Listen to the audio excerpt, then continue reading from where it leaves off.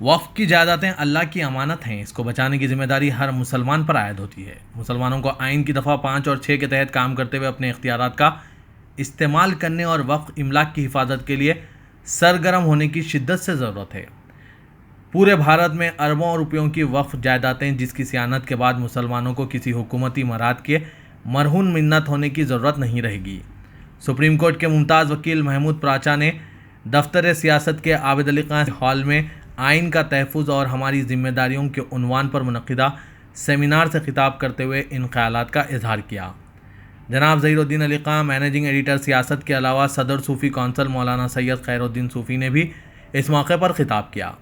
महमूद प्राचा ने कहा कि सह्योनी और मनोवादी ताकतें मुल्क के आइनी निज़ाम को ख़त्म करने की साजिशें कर रहे हैं। उन्होंने मज़ीद कहा कि आज़ादी के बाद से ही मनोवादी ताकतों की मंशा जमहूरी हिंदुस्तान के क़याम की हरगिज़ नहीं थी और यही वजह थी कि मुल्क को 2 हिस्सों में तकसीम कर दिया गया। महमूद प्राचा ने मुल्क की तकसीम का मनोवादी ताकतों को ज़िम्मेदार ठहराते हुए कहा कि मनोवादियों को इस बात का अच्छी तरह अंदाज़ा था कि अगर मुल्क के 2 टुकड़े नहीं किए जाते हैं तो अक्सरियत मुसलमानों की हो जाएगी और इसका रास फ़ायदा भी मुसलमानों को ही होगा, क्योंकि मुसलमानों को इंसाफ और मसावत की तालीम दी गई है। महमूद प्राचा ने कहा कि मुनज़्ज़म अंदाज में सोशल इंजीनियरिंग का तजुर्बा मुसलमानों के पास है। उन्होंने शदीद अफसोस का इजहार करते हुए मुसलमानों की आला क़यादतों के रवैये को काबिल मज़म्मत करार दिया और कहा कि मुसलमानों की आला क़यादतें RSS और BJP की दलाली कर रहे हैं। पेश है इस खुसूस में प्रोग्राम के कुछ झलकियाँ और महमूद प्राचा के ख़यालात। Video report siyaasat.com। अस्सलाम वालेकुम रहमतुल्लाह और जय भीम।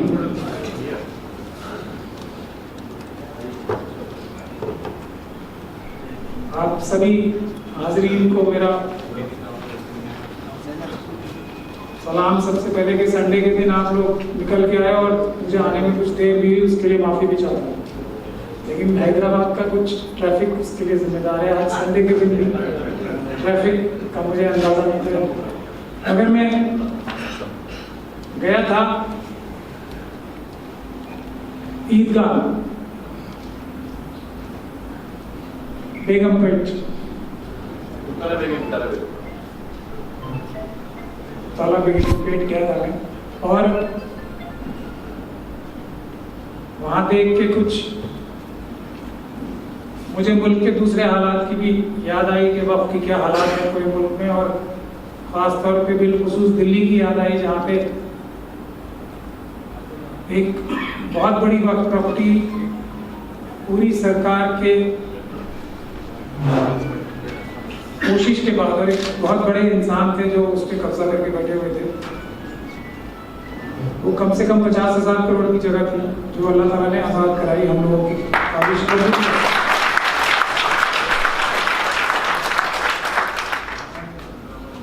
और ये जगह उससे कहीं ज़्यादा बड़ी है, और अल्लाह का शुक्र है कि हालांकि इतराफ़ में है, घिरी हुई है, लेकिन जो हालात में देख के आया आपको, मुझे ऐसा लगता है कि अगर हम लोग कोशिश करेंगे तो ये इंशाल्लाह ताला आज़ाद होगी। और उस जगह पे ना सिर्फ तेलंगाना के मुस्लिम कम्युनिटी की फलाह बहबूद के लिए काम होगा, बल्कि पूरे मुल्क की इतनी बड़ी उसकी पोटेंशियल मुझे नजर आई। जी भाई तो मुझसे ज़्यादा जानते हैं मुझे, तो उसमें पूरी मुल्क का फायदा होने की गुंजाइश है। तो इसीलिए भी मुझे ताक़ीद हुई, माफ़ी चाहता हूँ यहाँ पे मौजूद सभी लोगों से एक बार फिर माफ़ी का तलबगार होने के बाद मैं ये अर्ज करना चाहता हूँ कि मिशन सेव कॉन्स्टिट्यूशन और भारत का संविधान, कल मैंने एक डिटेल में तकरीर की थी, मुझे उम्मीद है कुछ लोगों ने देखी होगी, तो वो सारी बातें मैं आज यहाँ दोहराना नहीं चाहता। अगर मुख्तसर में कुछ बातें कहूँ, हमारे देश भारत में एक बड़ी साजिश के तहत को कमजोर करने के लिए, जिसमें वेस्टर्न ताकतें भी थी, ज़ायनिस्ट फोर्सेस भी थी, और बिलखुसूस जो मनुवादी ताकतें थी, वो ये हरगिज नहीं चाहती थी कि भारत एक ऐसा मुल्क बने जहां पे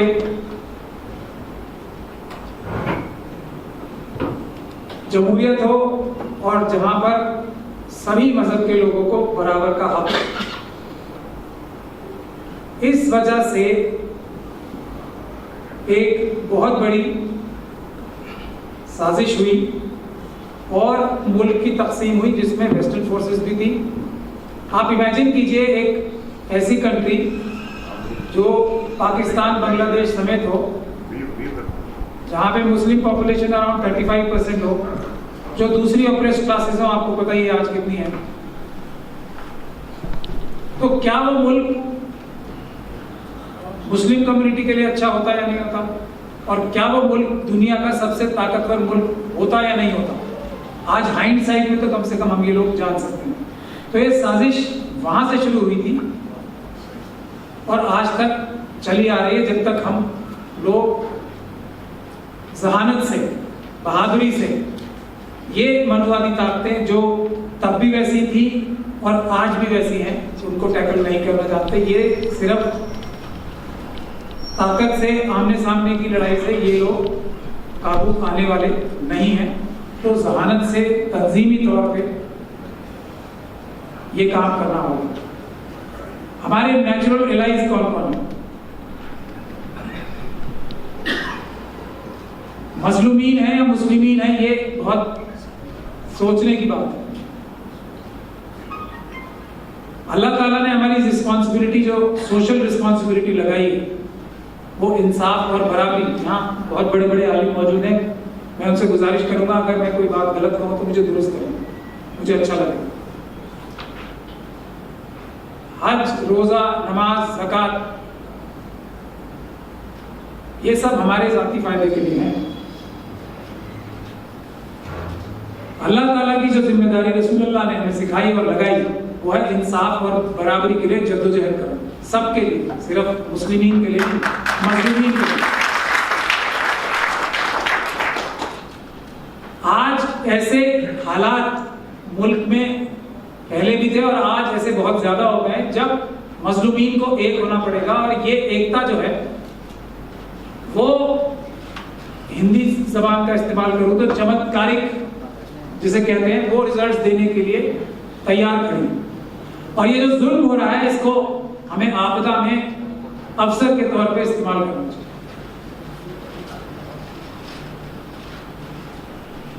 एक जो पहली बड़ी कमी है जिसको दुरुस्त करना जरूरी है सभी मजलूमीन को,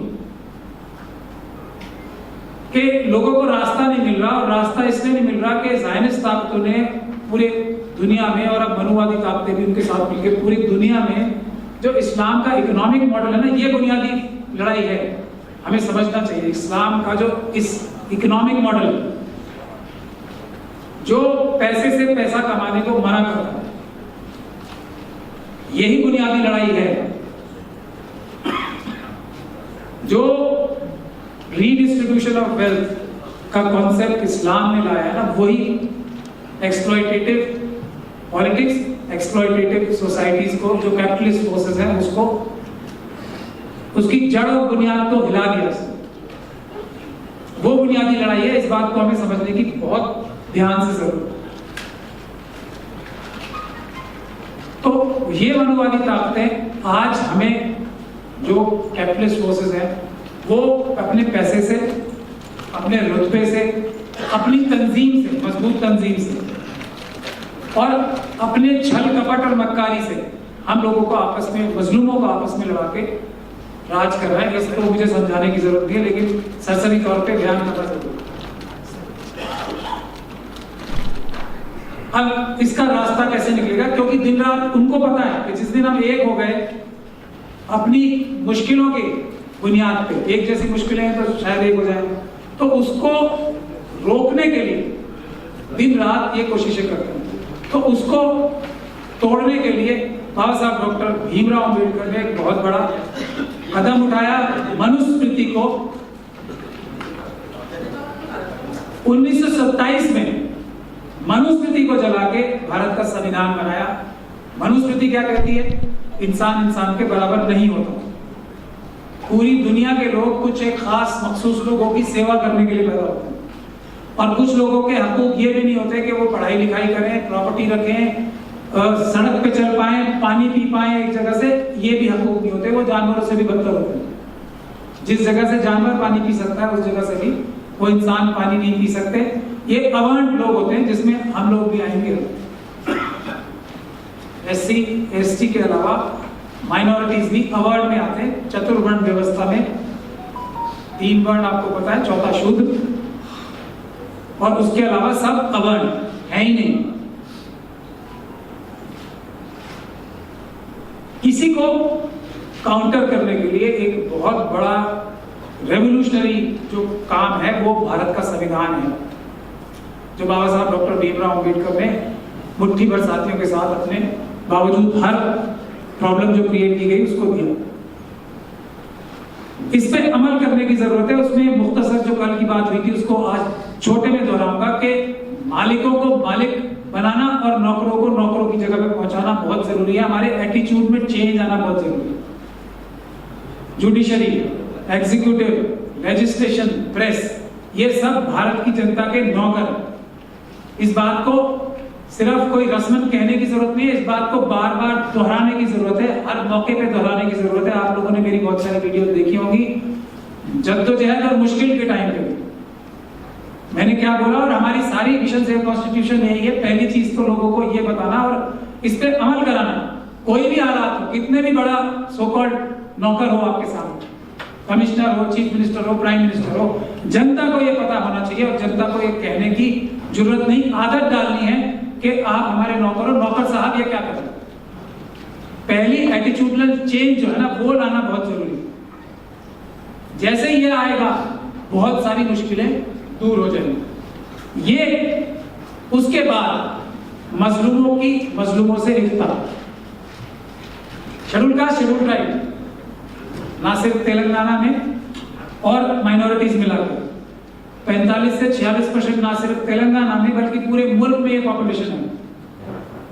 46% कम नहीं होते मेरे ख्याल से, आप लोग सब इत्तेफाक करेंगे इस बात से।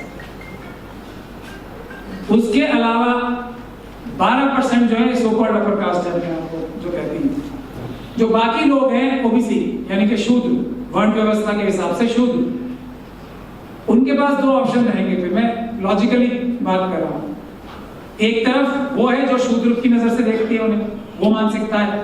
दूसरी तरफ हमारी वाली मानसिकता है जो मजलूमों की मानसिकता है, वो उन्हें अपना भाई या बहन समझती है। तो आप अंदाजा लगा सकते हैं जब पॉलिटिकल चर्निंग होगी एक्चुअल, तो वो किस तरफ होंगे।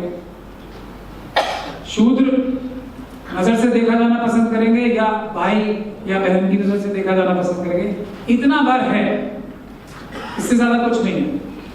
अब ये इत्तेहाद सिर्फ मजलूमियत की बेसिस से बनेगा, ये बुनियादी बात है जो बुनियाद हमारी होगी इत्तेहाद की। उसके अलावा अगर किसी कम्युनिटीज के बीच में सोशल और इकोनॉमिक इंटरैक्शन, इंटरडिपेंडेंस नहीं होगा तो वो इत्तेहाद मजबूत नहीं होगा। वो भी जरूरी है क्योंकि साजिशें कैपिटलिस्ट फोर्सेस, मनुवादी ताकतें, ज़ायनिस्ट फोर्सेस ये करेंगी क्योंकि उनके हाथ में फाइनेंसेस हैं। तो हमारी फाइनेंशियल और सोशल इंटरडिपेंडेंस भी होना बहुत जरूरी है। उसके लिए जो मेरी तजवीज़ है वो मैं आपके सामने पेश करता हूं, और उसमें वक्फ का, और इसीलिए वक्फ बहुत इंपॉर्टेंट है, बहुत बड़ा अहम रोल हो सकता है।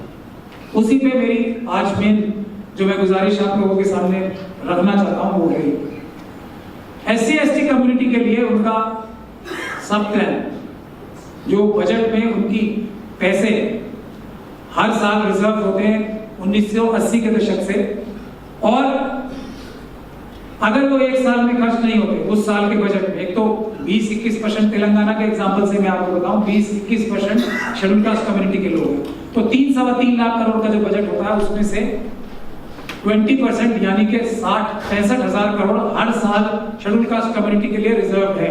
उनके अलावा कहीं खर्च नहीं हो सकते।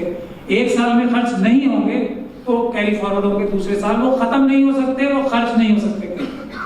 आज तक मुल्क भर में और तेलंगाना में भी के पास इंटरनेट है, यहाँ पर मोबाइल, तो वक्फ बोर्ड की वेबसाइट खोल लें, मैंने खोल रखी है, और कौन कौन महनाज हस्तियां कंटिन्यूअसली वक्फ बोर्ड की मेंबर हैं, चेयरमैन बनती हैं, वो आप सब लोगों को पता है, मैं बताना नहीं चाहता। तो ये अबाउट अस है, सर्विसेज एंड फंक्शंस है, तेलंगाना स्टेट वक्फ बोर्ड में प्रॉपर्टीज है। प्रॉपर्टीज में register number 5 containing ward number 1 to ward number 25 है, हैदराबाद GHMC की मैंने छोड़ रखा है। ये है indicative statement showing particulars of encroachment on Waqf institutions and its attached properties in Telangana as per latest information। ये है serial number 1 आदिलाबाद, ये नेम ऑफ द डिस्ट्रिक्ट है। नंबर ऑफ इंस्टीट्यूशंस है 1734 वक्फ के इंस्टीट्यूशंस रजिस्टर्ड हैं। ये बहुत नंबर्स में कम हैं, ये मैं आप लोगों को बता रहा हूँ, ये इसमें नहीं लिखा। टोटल एरियाज इन एकर्स है ये 10,119.33 एकड़। इससे आपको पता लगेगा सच्चर कमेटी की रिपोर्ट कितनी गलत थी। ये एक इंडिकेशन मैं दे रहा हूं। बहुत सच्चर कमेटी के क्या तारीफ करके हमारी जबान में छाले पड़ गए, वो गलत थी। वो वक्फ प्रॉपर्टीज का मेरा ऐसा मानना है, मेरा ऐसा सर्वे, विल्सन सर्वे रिकॉर्ड से लेके और जितने पुराने हमने 1911 के रिकॉर्ड्स पूरे मुल्क भर से इकट्ठे किए। Defence is not the largest land owning agency in India, railway is not, Waqf is the largest land owning agency in India. मैं आपको एग्जांपल से बताऊं, 10,000 कितने एकड़ होते हैं? छोटे मोटे 10,000 तो लिखे हुए हैं। और अब उससे भी मजेदार बात है, एरिया अंडर एनक्रोचमेंट कितना हुआ? 9,189.12।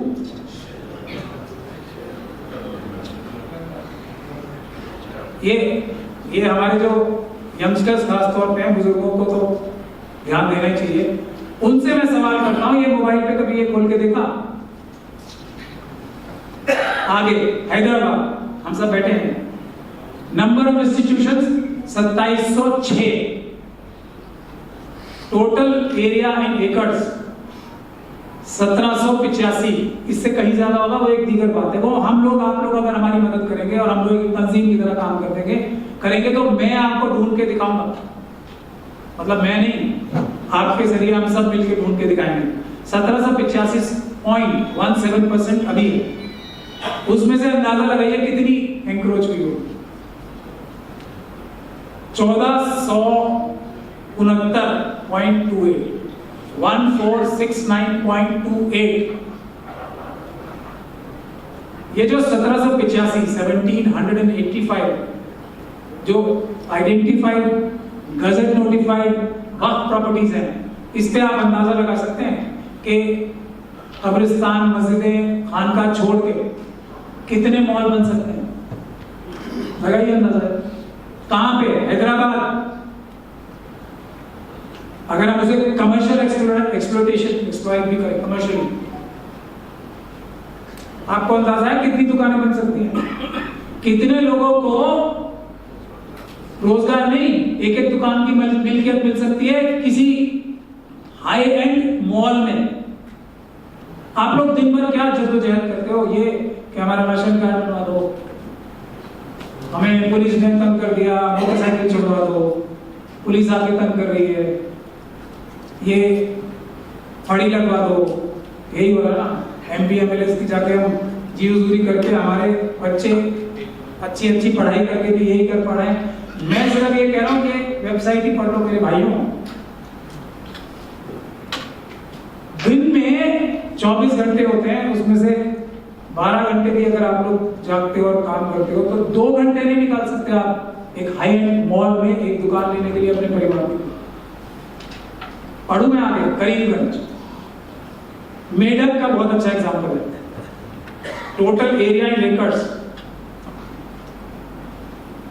23,910 एकर्स, 0.11 एनक्रोच्ड है 23,782। थोड़े से छोड़ दिए 200 एकड़ में, बहुत ममनून हूं लोगों को। 23,000 एकड़ में से 200 एकड़ मेडक में छोड़ दिए। हम सब लोगों को अपने जो इंचार्ज है ना वक्फ बोर्ड का, उनका जाके शुक्रिया अदा तो करना चाहिए आज सुबह। यहाँ से मीटिंग से मेरी गुजारिश है, आप लोग जाके वक्फ बोर्ड में एक बार सलाम और शुक्रिया अदा करते हैं। 200 एकड़ छोड़ के देखिए। अब मैं मेन बात पे आता हूँ। ये स्थिति है कमोबेश पूरे मुल्क में। हम लोगों ने यही काम पकड़ लिया। दिल्ली के चेयरमैन को वक्फ बोर्ड के जेल भिजवाया था कि आप लोगों ने देखा होगा। हम लोगों ने भिजवाया था, ये सब जो भी बोलते रहे। हम लोगों ने इसी तरीके से हजारों करोड़ की चोरी पकड़ चेयरमैन वक्फ बोर्ड को जेल भिजवाया। और ईडी, ध्यान से मेरी बात सुन ले, जो लोग वक्फ बोर्ड से ताल्लुक भी रखते हैं उनके लिए है। अब जो ईडी का नोटिस आया ना, उसमें वक्फ बोर्ड के मेंबर्स का तो नाम है कि उनकी नोन अननोन प्रॉपर्टीज, नामी बेनामी प्रॉपर्टीज कितनी है। उसके वकीलों का भी, स्टैंडिंग काउंसिल्स के भी ईडी का नोटिस आया हुआ है, उनकी भी नोन अननोन प्रॉपर्टीज का जिक्र है कि वो बताएंगे। ईडी का नोटिस सबको आया हुआ है और सब आपको बहुत जल्दी अपनी सही जगह पे जेलों में मिलेंगे। ये है इसका सोल्यूशन। या तो आप लिहाज कर लीजिए, अल्लाह की नाराजगी हासिल कर लीजिए, या लिहाज नहीं कीजिए, इन लोगों को नाराज कीजिए और अल्लाह को राजी कीजिए। सीधी सीधी बात है, सीधा सीधा फॉर्मूला। चॉइस तो नहीं है ना कोई हमारे पास। अल्लाह के सामने तो मेरे ख्याल से चॉइस होने का सवाल ही नहीं बनता है।